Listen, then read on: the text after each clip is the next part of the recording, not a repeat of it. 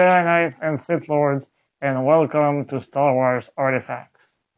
My name is Dominic, aka Lord Doom, and today we'll try to figure which version of the Darksaber you should buy. Disney's Legacy version, or Hasbro's Force Effects Elite version. But before we begin, don't forget to subscribe to the channel, hit the notification bell, and smash the like button. You can also follow me on Facebook, Instagram, and Twitter. All the links are available in the description below. The evaluation will be based on many criteria. For each of them, there will be a winner, and the version with the most points at the end will be declared the great winner.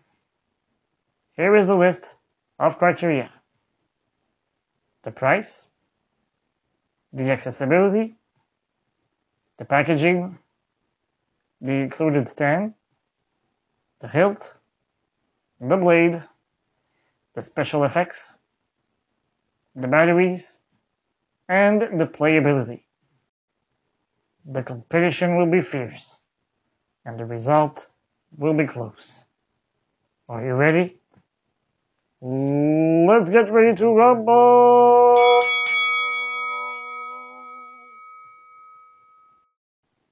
The Legacy Darksaber is sold since May 2021. Its retail price is $220 US. On the other hand, the Force Effects Elite is sold since February 2022 at the cost of $265 US. The Legacy Darksaber is sold only in both Disney Galaxy's Edge parks. The Hasbro Force Effects version can be found at any retail stores that sell toys or online. So, the Legacy Darksaber throws the first blow in the price category, but the Force Effects strikes back immediately by winning the accessibility category. Generally, when we buy a new toy, the packaging is the least of our worries. But the Legacy Darksaber's box gives us the impression we just bought a collector's item. Even though it is made of cardboard, the box keeps the concept of other Legacy lightsaber boxes. Obviously, the box had to be enlarged to fit the blade and the stand as well. For its part, the Force Effects Darksaber comes in a generic box where only the colors and the pictures on the upper right corner have been changed. Unless you are a die-hard collector, you more or less feel the need to keep the box in your storage room. So, the Legacy version wins this round easily. Both versions of the Darksaber come with a display stand to expose them. The Legacy version comes with the same stand model that was included with Disney Park lightsabers sold before the opening of the Galaxy's Edge parks. As for the Force Effects version, it comes with the same display stand as the other lightsabers from the series. The aesthetics look a lot like a Death Star wall. When placed on its stand, the Legacy Saber seems very unstable, and we get the impression that the stand is better suited for a more traditional lightsaber. On the other hand, the Force Effects stand provides better stability and simply feels superior to its competitor. So, the Force Effects wins this round with flying colors. However, I am one of those persons who prefer to have a customized stand for each of my sabers. So, I ordered a special display stand that would have won easily if it had been eligible, which is not the case. Even if we are talking about the same saber, both hilts present some differences. At the emitter, Both sabers have a little silver/gray decorative piece. To remove the one from the Legacy version, you simply need to pull it off. As for the Force FX version, you need to use the Allen key to unscrew the silver screw from the emitter, remove the emitter, and then remove the decorative portion. As for the grip, the Legacy version has a black lustered finish with matte lines that have a non-slip texture. For its part, the Force FX version has a black matte finish with dark gray lines with a non-slip texture as well. The Legacy Saber speaker is located on the pommel, and the Force FX speaker is in the middle of the left side of the hilt. This can be problematic when you hold it, as the sound can be blocked by your fingers or the palm of your hand if you are left-handed. The pommels are practically identical. The only difference is that the Legacy version has a CoverTech ring to attach it to a belt clip. Strange fact, none of the two versions come with a middle ring, which would have been more screen accurate to what we saw on the Mandalorian series. Both hilts have the same length, but the diameter of the Legacy emitter is slightly smaller than the Force FX. This is mostly caused by the difference of the thickness of the two hilts. The diameter of the Legacy Saber hilt is also inferior to the Force FX. The weight of the Legacy hilt is of 1 pound, and the Force FX version is 2 pounds. Fun fact, it is possible to activate the 4 lights of the Force FX Saber without having the blade connected to the hilt. However, since this would be impossible in universe, this option cannot be considered as an advantage. When we compare the two hilts with the one used in the Mandalorian series, we realize that the all-black Legacy version is more screen accurate. So, if we take the size, the weight, the positioning of the speaker, and the on-screen accuracy into consideration, I absolutely must give the advantage to the Legacy Darksaber. Now, let's compare the blades of the two versions. The blade has been the most critiqued part of the Legacy Darksaber. The wide portions have been judged to be too wide, which makes it not very screen accurate. On the other hand, the folks at Hasbro did a much better job with the Force FX blade. The result gives us something a lot more screen accurate than the Legacy blade.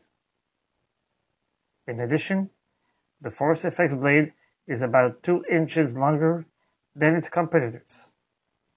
Their weight is about the same. Once activated, we can see that the Legacy blade is brighter than the Force FX version. However, only 2 out of the 4 lights on the emitter light up. This is not the case for the Force FX version, where all 4 lights are functioning. Because of that, it is without any surprises that this round will be in favor of the Force FX version. So, at the end of the 6th round, both sabers are neck to neck with 3 points on each side. When it comes down to special effects, both sabers have a non-clash sound and light effect.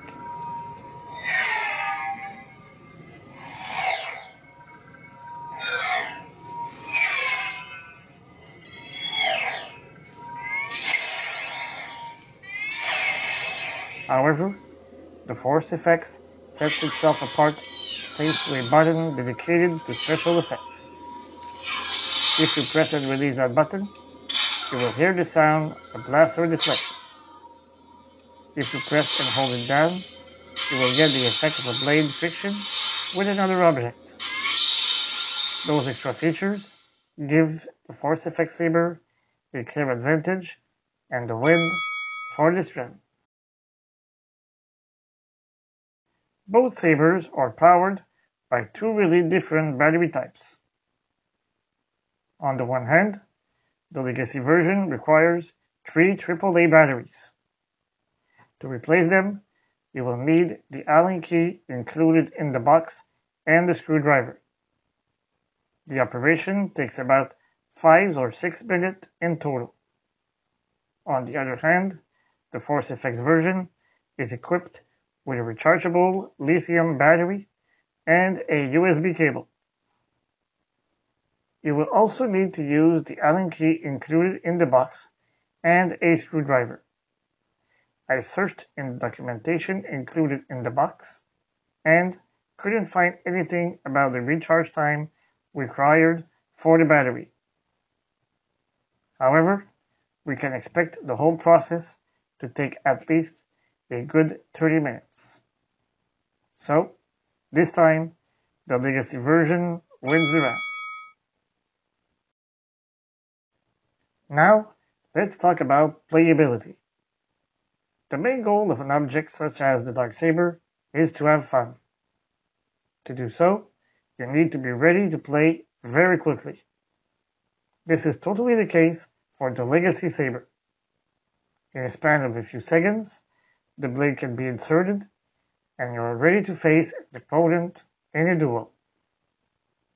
Unfortunately, it's a whole different story for the Force Effects Saber.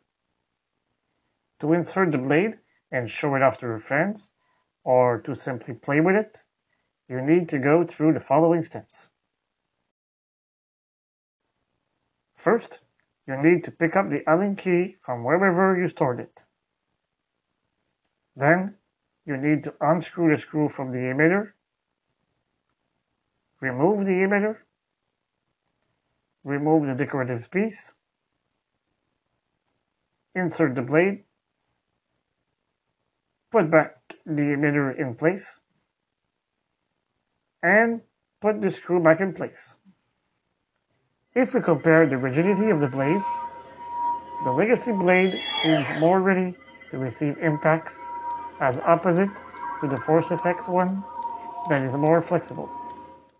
So, the Legacy version wins the last round and becomes the great champion of this heavily disputed battle by the final score of 5-4.